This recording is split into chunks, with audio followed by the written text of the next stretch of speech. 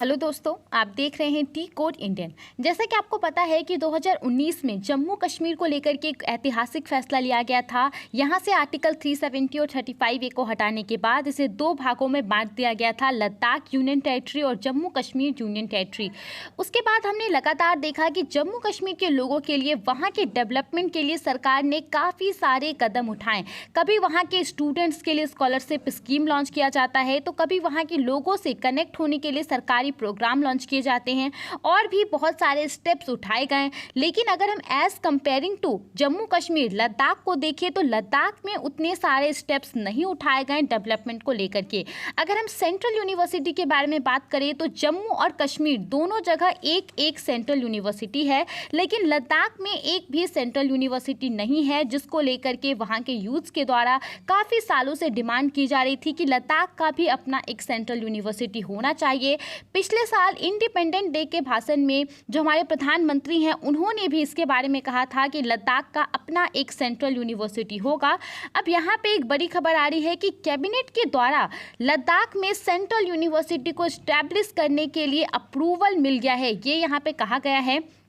देखिए ये किस तरीके से होगा, तो एजुकेशन मिनिस्ट्री के द्वारा जो है सेंट्रल यूनिवर्सिटीज़ एक्ट 2009 में दो अमेंडमेंट किए जाएंगे और इसके बाद जो लद्दाख रीजन में सेंट्रल यूनिवर्सिटी को इस्टेब्लिश करने का प्रोसेस है वो शुरू हो जाएगा। आपको पता होगा कि मॉनसून सेशन चल रहा है अभी, और मॉनसून सेशन के बीच में जो है नेक्स्ट वीक कहा जा रहा है कि इस बिल को पार्लियामेंट में पेश किया जाएगा। अगर हम टोटल कॉस्ट की बात करें तो 750 करोड़ रुपए में ये सेंट्रल यूनिवर्सिटी बन के तैयार होगा। यहाँ पे लद्दाख के अंतर्गत खलात से, या फिर इसे खालसी के नाम से भी जानते हैं, एक विलेज है। वहाँ के आसपास के 110 एकड़ जमीन में इस पूरे सेंट्रल यूनिवर्सिटी को डेवलप किया जाएगा। इस विलेज को, इस जगह को क्यों चुना गया है? क्योंकि ये एक ऐसा लोकेशन है जो कि लेह और करगिल के बीच में आता है, तो इसीलिए इसे चुना गया है ताकि लेह और करगिल दोनों जगह जो लोग हैं, जो यूथ्स हैं, उनको बेनिफिट मिल सके।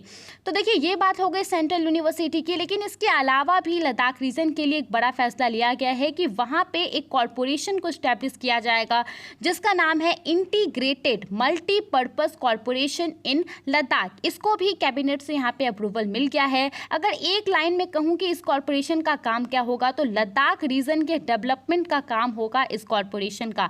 चाहे बात हो वहाँ की जो इंडस्ट्रीज़ है उसके डेवलपमेंट के बारे में, या फिर वहाँ का जो टूरिज्म पूरा सेक्टर है उसको डेवलप करने के बारे में, जो ट्रांसपोर्ट सर्विसेज हैं उसको दुरुस्त करने के बारे में, या फिर जो लोकल प्रोडक्ट्स हैं, जो हैंडीक्राफ्ट है उसको मार्केटिंग करने के बारे में। ये सारा काम जो है ये कॉरपोरेशन करेगा एक प्राइमरी इंफ्रास्ट्रक्चर कंस्ट्रक्शन एजेंसी बन करके।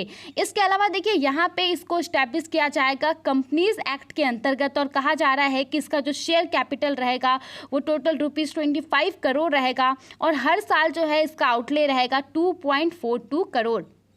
उसके बाद साथ ही में कैबिनेट के द्वारा यहाँ पे एक पोस्ट को, जिसका नाम मैनेजिंग डायरेक्टर है, इस कॉरपोरेशन के लिए भी अप्रूव कर दिया गया है। इस पोस्ट पे जिसको भी रिक्रूट किया जाएगा उसका पे स्केल यहाँ पे मेंशन किया गया है। 1,44,000 से लेकर के 2,18,000 तक उसका पेमेंट होगा यहाँ पे, ऐसा कहा जा रहा है। आप इसके बारे में क्या सोचते हैं, दोनों फैसलों के बारे में? क्या इससे लद्दाख के लोगों को बेनिफिट मिलेगा? हमें अपना ओपिनियन जरूर बताइए।